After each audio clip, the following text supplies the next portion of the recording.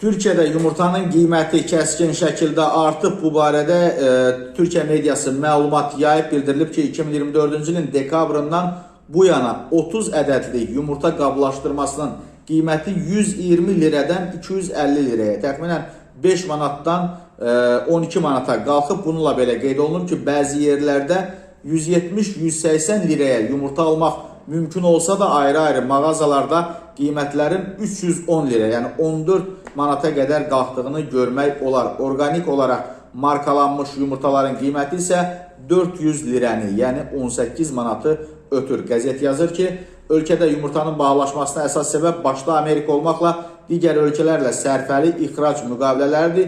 2024-cü ildə Amerika bazarına Türkiyədən 74,4 milyon yumurta daxil olub. 25-ci ilin iyuluna qədər daha 280 milyon yumurtanın göndəriləcəyi gözlənilir.